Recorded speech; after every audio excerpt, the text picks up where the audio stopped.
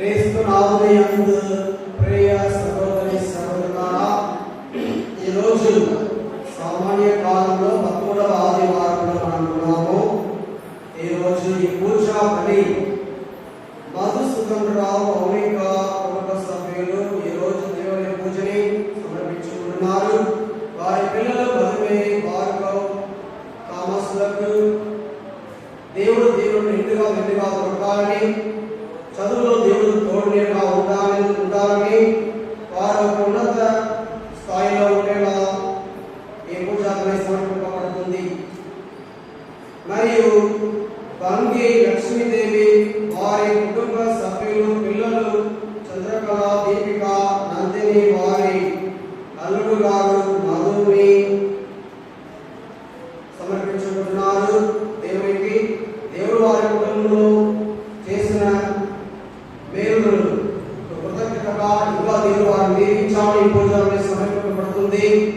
మరియు దేవుడు చేసిన మేలులకు గాను దేవుని కృతజ్ఞతగా ప్రేమలత, మధుకుమార్, షర్మిల, సుశాంత్, రాజమ్మ, మధ్యలేటి వారికి దేవుడు మంచి ఆరోగ్యం ప్రయోజనాన్ని ఈ పూజ సమర్పించబడుతుంది.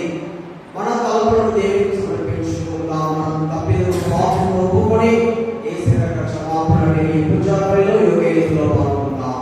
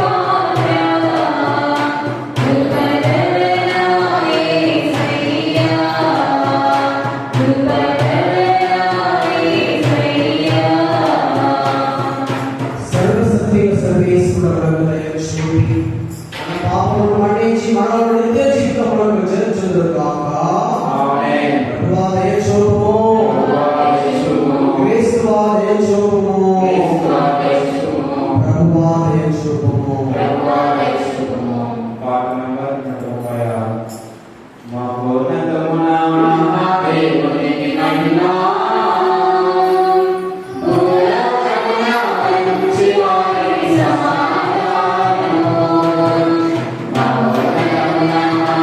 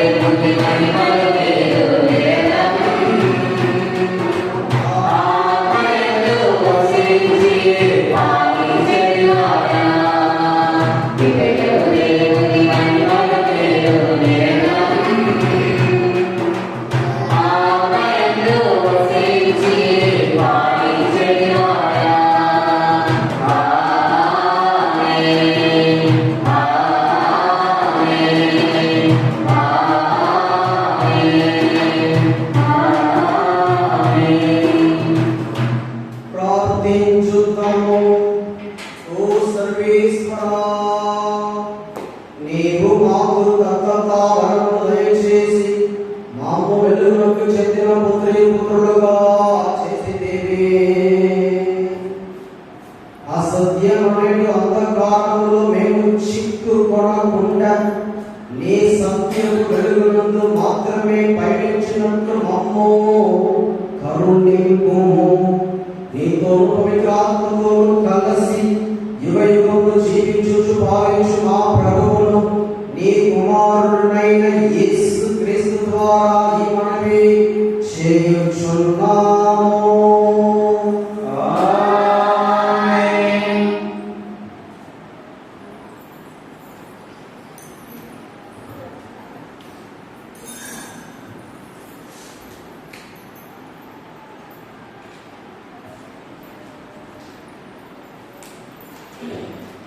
మొదటి పట్టణము సొలొమోను జ్ఞాన గ్రంథము 1వ అధ్యాయం 13వ వచనం నుంచి 15వ వచనం వరకు మరియు 2వ అధ్యాయం 23వ వచనం నుంచి 24వ వచనం వరకు.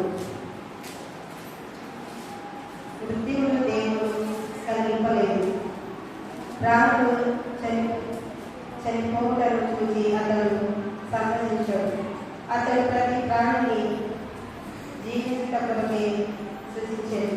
అతడు చేసిన ప్రాణులన్నీ ఆయు ఆరోగ్యములతో అలవాల్చినది. జీవులలో మరణకరమైన విషయమేమీ లేదు. మృత్యువు ఈ లోకమున రాజ్యం చేయదు. న్యాయమునకు మరణం లేదు. దేవుడు నరుని గతింపని వాడిగా చేసేది. అతనిని తన రూపములలో నిత్యునిగా చేసేది. కానీ పిశాచము అసూయ వలన మృత్యువు లోకంలోనికి ప్రవేశించేది. పిశాచ పక్షమును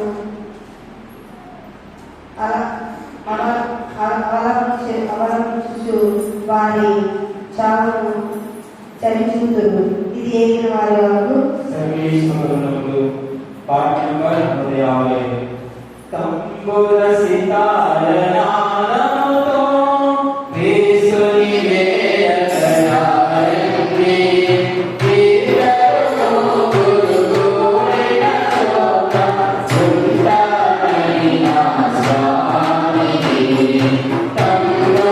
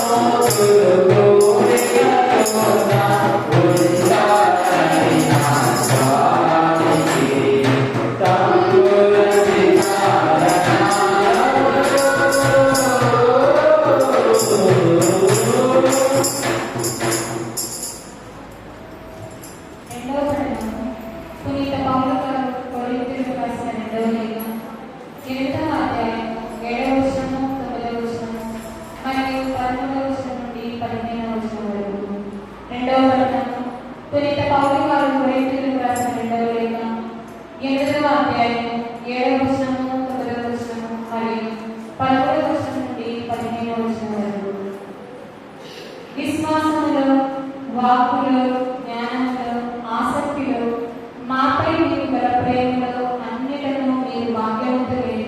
కనుకనే ఈ ప్రేమపూర్వకమైన సేవలు కూడా మీరు ఉదారంగా ఉండాలని మా అభిలాష. మన యేసుక్రీస్తు ప్రభు కృప ఎదుగుతో మీరు ఎరుగుతారు కదా. తాను భాగ్యవంతులై ఉండి కూడా తన పేదరికం వలన మేము భాగ్యవంతులను చేయటకు ఆయన నిరుపేద అయ్యాను. మీ పైనే భావించి ఇతరులను తేలిగా వదలకు నేను ప్రయత్నించలేదు. కానీ ప్రస్తుతము మీకు సమృద్ధిగా ఉండుటచే అవసరంలో ఉన్న వారికి సహాయపడుటని నేను ఎంచుకుని, అట్లే మీరు అవసరంలో ఉన్నప్పుడు వారి సమృద్ధిని బట్టి వారు మీకు సహాయపడలేదు. ఈ విధముగా ఇరువురికి సమానముగా న్యాయం జరుగును. పరిశుద్ధ గ్రంథము చెప్పుచున్నట్లుగా ఎక్కువ ప్రోగు చేసిన వారికి ఎక్కువ ఏమీ ఎదురుకుంటేను, తక్కువ ప్రోగు చేసిన వారికి ఏమీ తక్కువ కాకుండేను. ఇది ప్రభువాకు. పాట నెంబర్ 208. ప్రభువే నా దీపము, ప్రభువే నా రక్షణము, ప్రభువే నా దీపము, ప్రభువే నా రక్షణము, ప్రభువే నా రక్షణ, ఎవరికి నేను భయపడను, నిన్ను చూసి భయపడను. హల్లెలూయా, hallelujah, hallelujah, hallelujah, hallelujah, hallelujah, హల్లెలూయా. ప్రభు మీతో ఉండునుగాక. నీ ఆత్మతో పునీత మార్కు గారు రాసిన సువిశేషములోని భాగము. ప్రభువా నీకు మహిమ కలుగుగాక. మార్కు సువార్త అధ్యాయము 5 పరిశుద్ధ వచనములు 21 నుండి 43 వరకు. పిదప యేసు పడవపై సరస్సు ఆవలి తీరమునకు వెళ్ళగా జనసమూహము ఆయన యొద్దకు చేరెను. అటుల ఆయన ఆ సరస్సు తీరమున ఉండగా ప్రార్థనా మందిరపు అధికారులలో ఒకడైన యాయీరు అనువాడు వచ్చి ప్రభు పాదములపై పడి, ప్రభు నా కుమార్తె మరణావస్థలో ఉన్నది, తాము వచ్చి ఆ బాలికపై తమ హస్తములనుంచిన ఆమె స్వస్థత పొంది జీవింపగలదు అని మిగుల ప్రతిమాలెను. అంతటా ఆయన అతనితో వెళ్ళుచుండగా గొప్ప జనసమూహము ఆయనను వెంబడించుచు పై పడుచుంటెను. 12 సంవత్సరముల నుండి రక్తస్రావ వ్యాధితో బాధపడుచున్న ఒక స్త్రీ ఎన్నో బాధలు పడి ఎందరో వైద్యుల యొద్ద చికిత్స పొందుటకై తనకు ఉన్నదంతయు వెచ్చించినను ఆ వ్యాధి ఏ మాత్రము తగ్గకపోగా పెచ్చు పెరిగెను. ఆమె యేసును గూర్చి విని జనసమూహములో నుండి ఆయన వెనుకగా వచ్చి ఆయన వస్త్రమును తాకినంత మాత్రమున నేను స్వస్థురాలనగుదును అని తలంచి ఆయన వస్త్రమును తాకెను. వెంటనే ఆమె రక్తస్రావం నిలిచిపోయెను. ఆమె తన శరీరంలో ఆ జబ్బు నుండి స్వస్థత పొందినట్లు గుర్తించెను.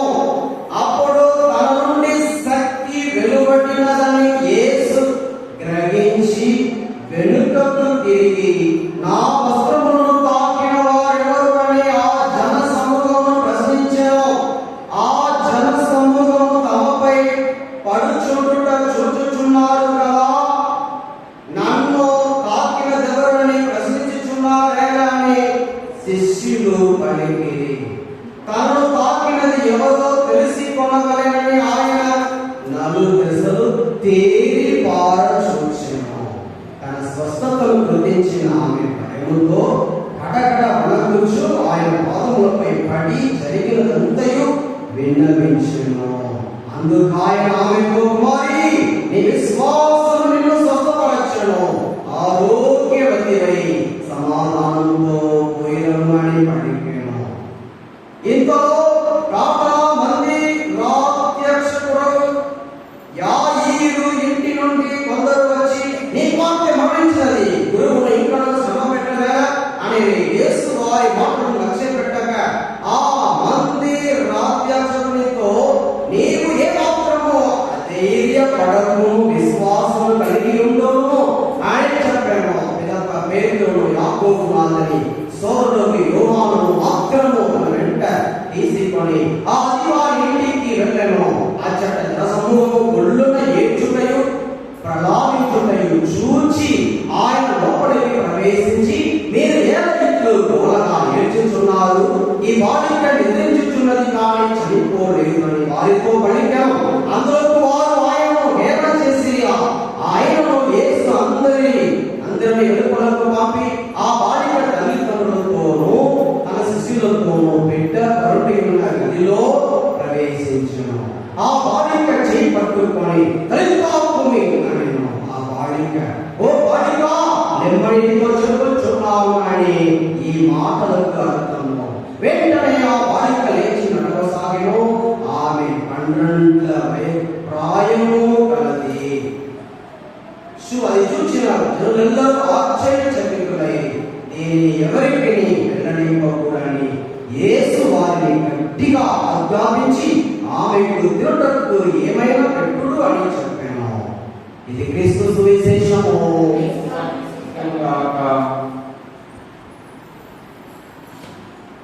క్రీస్తు నామమునందు ప్రియ సహోదరి సహోదరులారా, ఈ రోజు సువిశేష పట్టణంలో మనం చదువుతున్నాము.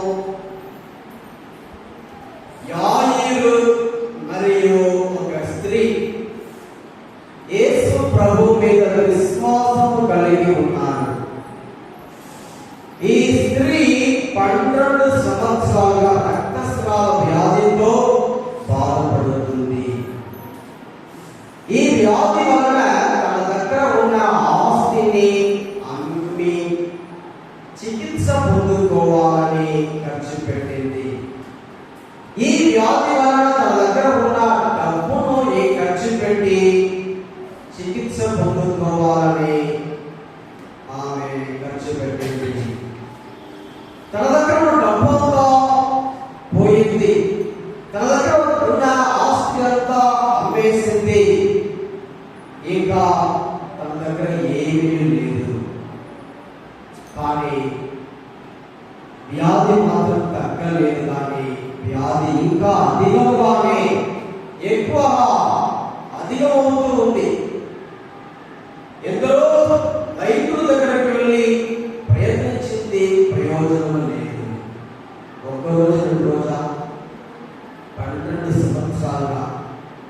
ఒకసారి మనం ఇక్కడ గాయత్రి స్టేట్కి వెళ్ళి ఒక హాస్పిటల్కి వెళ్ళి వస్తే ఎంత డబ్బు ఖర్చు అవుతుంది?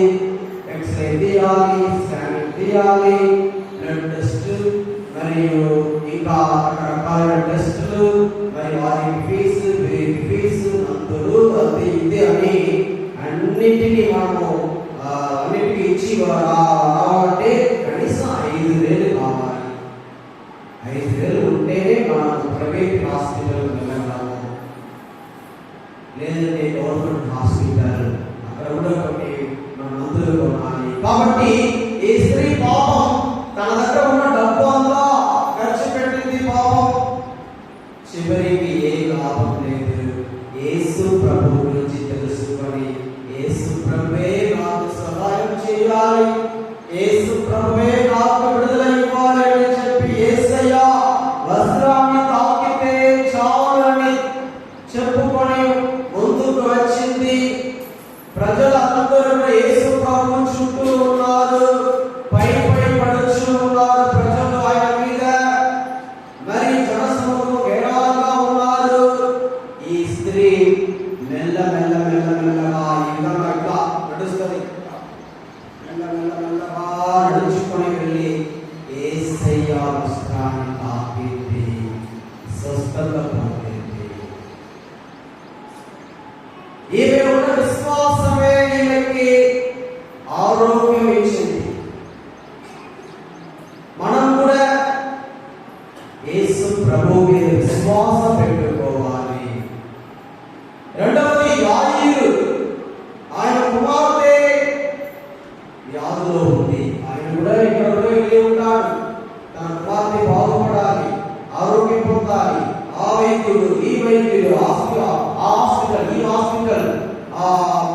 ఇంగ్లీష్ మెడిసిన్ మరియు ఇంకా నాటు వైద్యము మరియు ఇంకా రకరకాల వైద్యులు ఉన్నాయి. అవన్నిటిని ప్రయత్నించుకుంటూ వచ్చి లాభం లేదు, చనిపోయే పరిస్థితిలో ఉంది. చివరికి యేసయ్య దగ్గరికి వచ్చాడు. మనం కూడా యేసు ప్రభువే మనకి మార్గము, యేసు ప్రభువే మనకి ఆరోగ్యనివ్వాలి. ఎవరు లేరు, ఎవరు నమ్మి ప్రయోజనం లేదు, బంధుమిత్రులను నమ్మి ప్రయోజనం లేదు, మరియు మన కుటుంబ సభ్యులను నమ్మి ప్రయోజనం లేదు, డబ్బుని ఆస్తి నమ్మి ప్రయోజనం లేదు. కానీ ఎవరిని నమ్మాలి? గట్టిగా చెప్పండి. దేవుని నమ్మాలి, యేసయ్యని నమ్మాలి. చెప్పండి.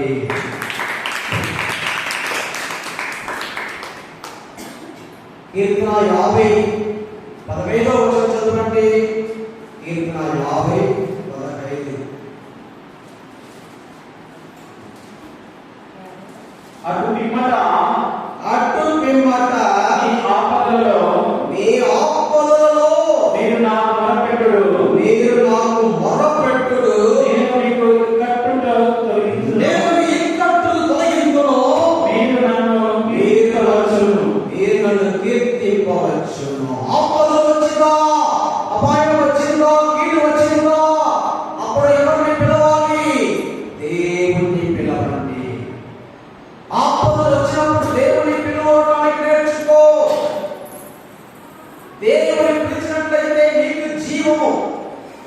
అయ్యో ఆపద వచ్చింది కదా, ప్రమాదం జరిగింది కదా, ఇంకా నాకు మరణమే అని అనుకోవద్దు, ఇంకా నాకు అనారోగ్యం అని అనుకోవద్దు, ఇంకా నాకు కీడే అని అనుకోవద్దు, ఇంకా నాకు అవమానమే అనుకోవద్దు.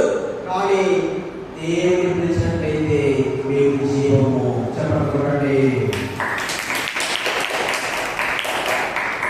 ఆ సమయంలో దేవుని పిలిచినట్లయితే మీకు జీవము, ఆశీర్వాదము, సమాధానము, సంతోషము. ఒకసారి పడవలో ప్రజలు ప్రయాణం చేస్తూ ఉన్నారు.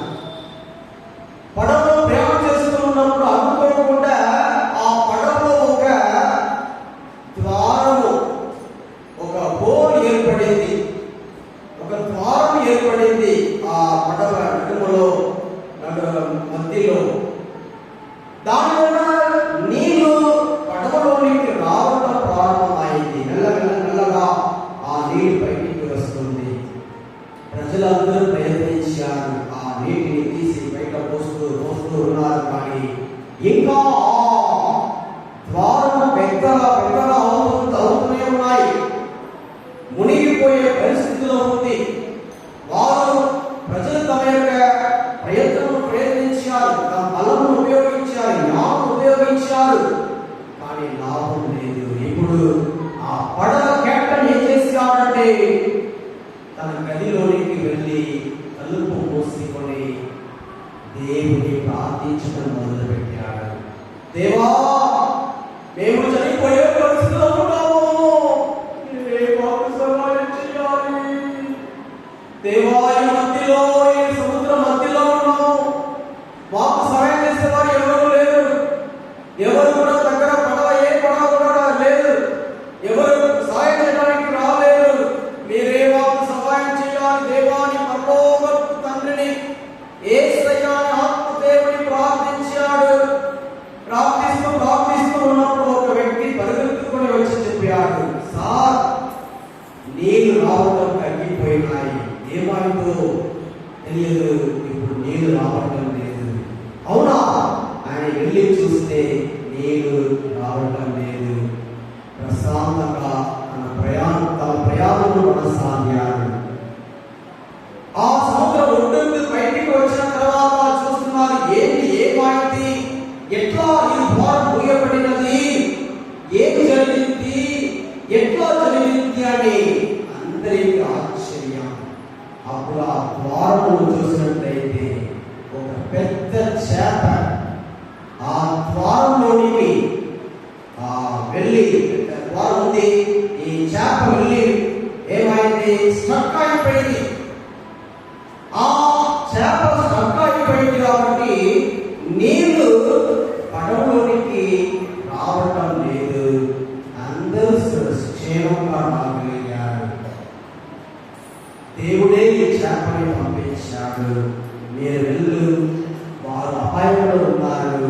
ఆ ద్వారమును మీరే మూసివేయాలని చెప్పి చేపకి ఆజ్ఞాపన ఇచ్చింది ఎవరు? చెప్పండి మరి. దేవుడే ఆజ్ఞాపన ఇచ్చాడు.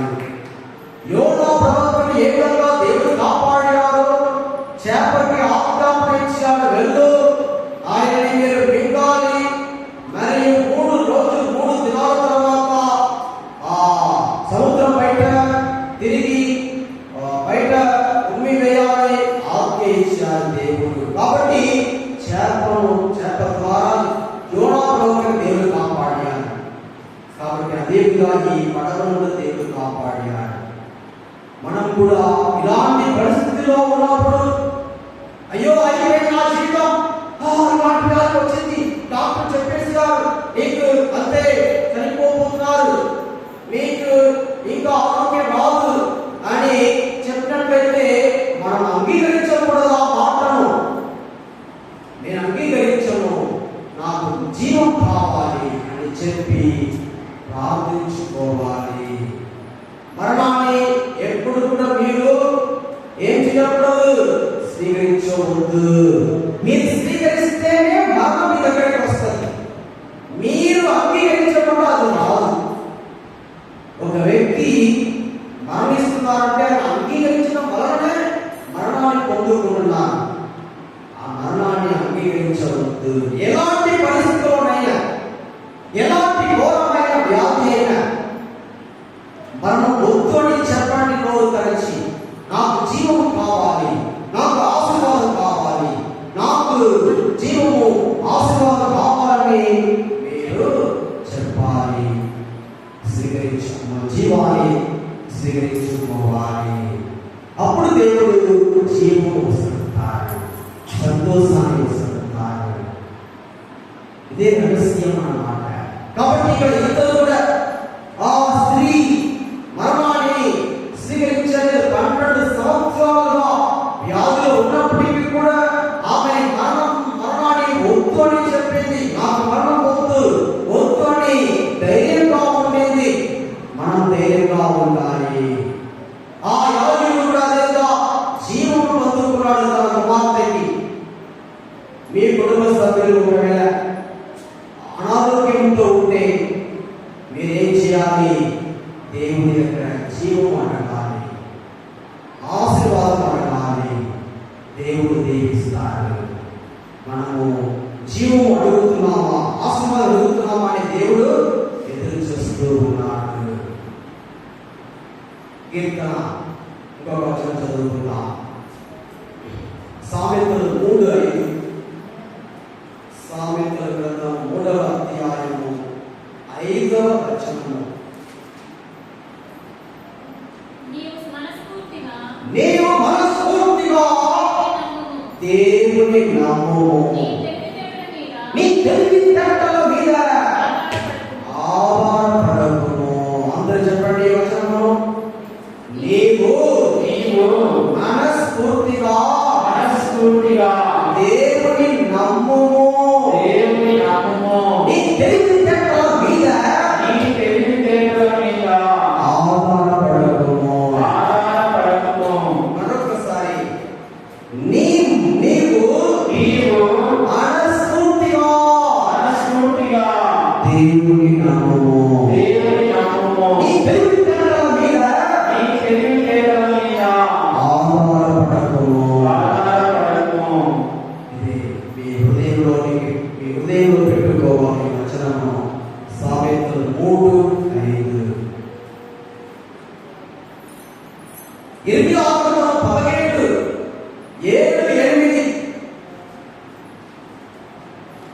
ఇర్మియా 17. కానీ మీరు మోసపు మాటలు నమ్ముచున్నారు, వారి వలన లాభం లేదు. హల్లెలూయా, హల్లెలూయా, హల్లెలూయా, హల్లెలూయా, హల్లెలూయా. హల్లెలూయా. మేము జ్ఞానుల మరియు మాకు ధర్మ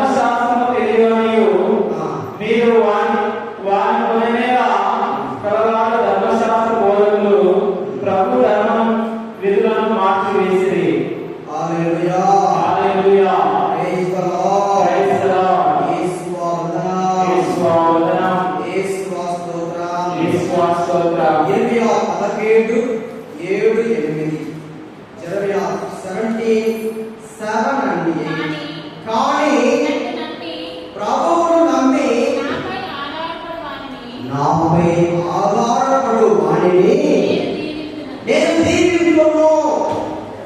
నేను దీవించును. అతడు ఏటి ఒడ్డున ఏటి ఒడ్డున ఎదుగుచు నాటబడిన నీటి చెంతకు ఆ, అది ఏటి ఒడ్డున ఓకే. ఎదుగుచు ఉమ్. నీటి చెంతకు రేటు తెచ్చినట్లు చెట్టు వంటి వాడు. ఓకే. అది బయటకు భయపడదు. దాని ఆకులు పచ్చగా ఉండును. వాసన పురుగుకున్నను దానికి చింతలేదు. అది ఎల్లప్పుడూ పండ్ల కాయచుంటుంది. చూసారా, ఇది దేవుని నమ్మిన వారు ఎప్పుడు పచ్చగా, చెట్లు ఎట్లా ఈ వర్షకాలం ఎట్లా పచ్చగా ఉంది, ఎండాకాలం ఎట్లా ఉంటుందా? ఎండాకాలంలో ఎండిపోయి పచ్చగా కాకుండా ఉంటాడు.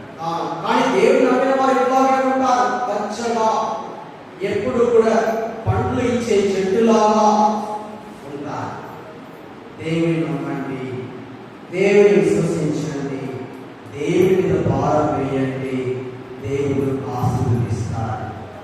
ఈ లోకానికి మనం ఎలా వచ్చింది? మొదటి పట్టులు చదివాము. సైతాను తీసుకొచ్చింది మరణము, దేవుడు కాదు. సైతాను వలన ఈ లోకానికి మరణం వచ్చిందండి. కాబట్టి మనం యేసు ప్రభువుతో ఉన్నట్లయితే దేవుడు మనకి జీవము వస్తుంటారు. 2వ కొరింథీయులకు రాసిన 8:9 అదే ఈ రోజు చదివాము. 8:9 వచనం, 8వ అధ్యాయం 9వ వచనం. మన యేసుక్రీస్తు ప్రభు కృప మన యేసుక్రీస్తు ప్రభు కృప ఎట్టిదో మీరు ఎరుగుదురుగా తాను భాగ్యవంతుడై ఉండి కూడా తన పేదరికము వలన మేము భాగ్యవంతులు చేయుటకు ఆయన నిరుపేద అయ్యను. మిమ్మల్ని నన్ను భాగ్యవంతులుగా చేయడానికి దేవుడు నిరుపేదగా అయ్యాడు. కాబట్టి మనం దేవుని విశ్వసించుకోవాలి, ప్రార్థన చేసుకోవాలి. ఈరోజు పట్టణంలో ఆ బాలిక చనిపోయింది. యేసయ్య ఏం చేశారు? ఎవరెవరిని తీసుకెళ్ళారు ఆ గదిలోనికి? చెప్పండి. మార్కు 5:37 ఎవరెవరిని? యేసు వారి మాటలు లక్ష్యపెట్టక పిదప పేతురును, యాకోబును, అతని సోదరుడు యోహాను మాత్రం తన వెంట తీసుకొని ముగ్గురిని తీసుకుంటున్నాడు. పేరు చెప్పండి మరొకసారి. పేతురును, పేతురు, యాకోబును, యోహాను ముగ్గురిని మాత్రమే. ఎందుకంటే వేరే ఇతరులు తీసుకెళ్తే ఆ వారు ప్రార్థించరు, నవ్వుతూ ఉంటారు, మాట్లాడుతూ ఉంటారు, నిద్రపోతూ ఉంటారు. అలాంటి వారితో మనం ఏం చేయలేము. ప్రార్థన చేసే వారితో కలిసి ఉంటే మనము ఆశీర్వాదం పొందగలం. ముచ్చట్లు లేనిపోయిన విషయాలు మాట్లాడుతున్న వారితో కలిస్తే మనకి ఆశీర్వాదం రాదు. కాబట్టి ప్రార్థన పనులతోనే మనము సహవాసం ఏర్పరచుకోవాలి. ఒకసారి మా గ్రామంలో ఒక చిన్న అమ్మాయి చనిపోయింది. 4 వయసుల అమ్మాయి. అప్పుడు నేను ప్రార్థన చేయడానికి వెళుతున్నాను. నేను నా గదిలో ప్రార్థిస్తూ ఉన్నాను. ఏమని? నేను వెళ్ళి ఈ చిన్న అమ్మాయి యేసయ్యలాగా జీవంతో లేపాలి, ఈ రోజు నేను ఒక అద్భుతమైన చేయాలని ప్రార్థన చేసి ప్రయత్నం చేస్తామని చెప్పి వెళుతున్నాను. అక్కడికి వెళ్ళిన తర్వాతనే తెలిసింది ఎలా ప్రజలు చూస్తే కొందరు ఏడుస్తున్నారు, కొందరు అరుస్తున్నారు, కొందరు మాట్లాడుతున్నారు, మరియు తాగుబోతున్నారు, అక్కడ గోపెట్టుకుంటున్నారు. మరి ఇట్లాంటి పరిస్థితి చూసి నేను ఏం చేయలేకపోయాను. మరియు వర్షం వచ్చే సమయం వెళ్ళిపోవాలి, నా ముగించాలి. ఇప్పుడు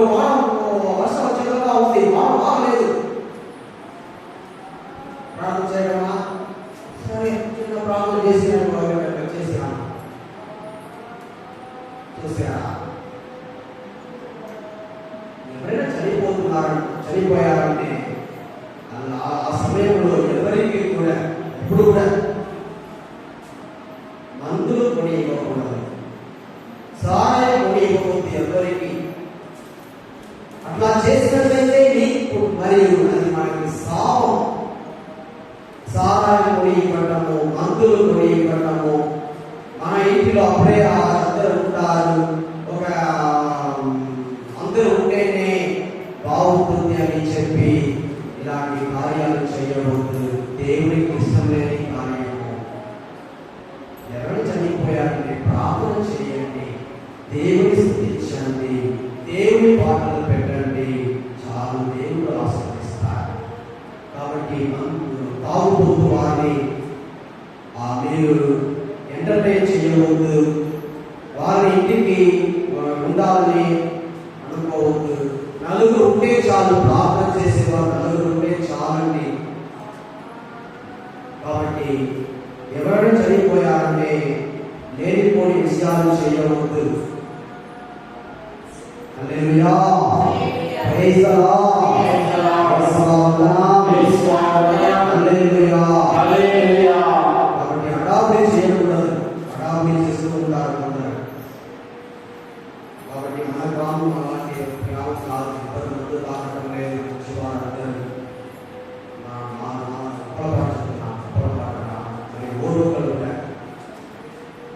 అట్లానే రావాలి. ఇప్పుడు మనము ప్రార్థించుకుందాం, అందరూ మోకరించండి, దేవుని మనం ప్రార్థించుకుందాం.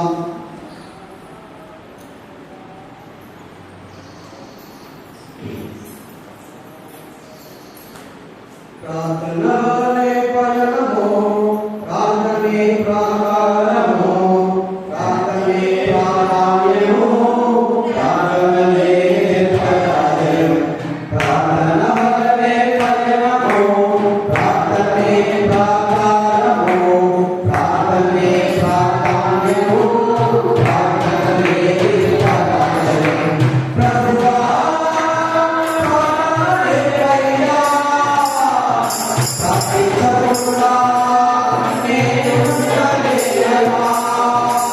ప్రభువా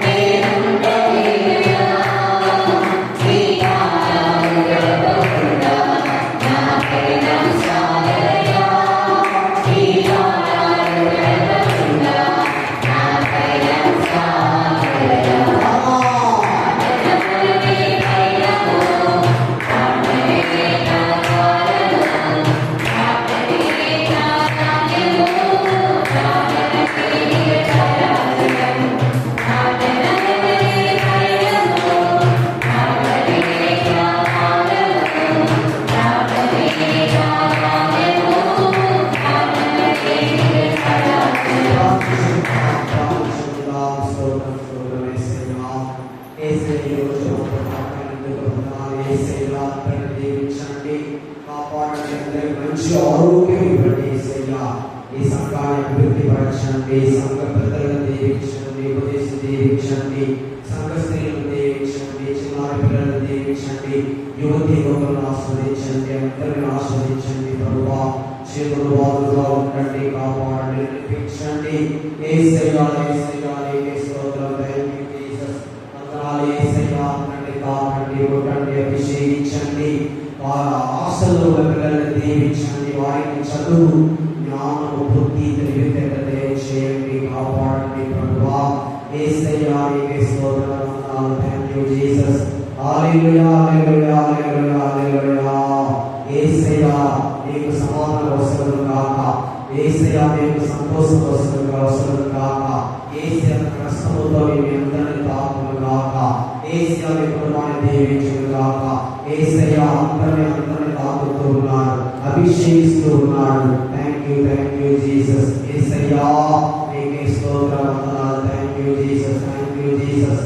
వ్యాధులు, మీ శరీరంలో వ్యాధులు యేసు నామములో భయమును కాక, యేసు పరిశుద్ధ నామములో తొలగిపోవును కాక, యేసు రక్తమును కడుగును కాక, యేసు రక్తమును శుద్ధి చేయును కాక, యేసు నామములో విడుదల, యేసు నామములో అందరికీ విడుదల, ఆరోగ్యం, సమాధానం, సంతోషం, ఆయన ఆశీర్వాదం. Thank you Jesus. యేసయ్యా విచారణ గురువు దీవించండి ప్రభువా. యేసయ్యా యేసయ్యా మరియు మా నేత్రాసును దీవించండి.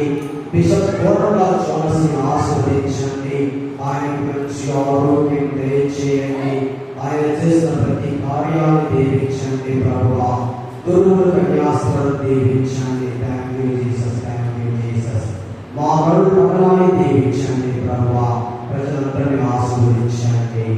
ఈ ప్రార్థనలన్నిటినీ మా నాదుడైన క్రీస్తు ద్వారా అడిగి వేడుకొనుచున్నాము పరలోకపు తండ్రి. ఆమేన్. ఆమేన్. Part number 204. హృదయం ఇచ్చావు దేవా.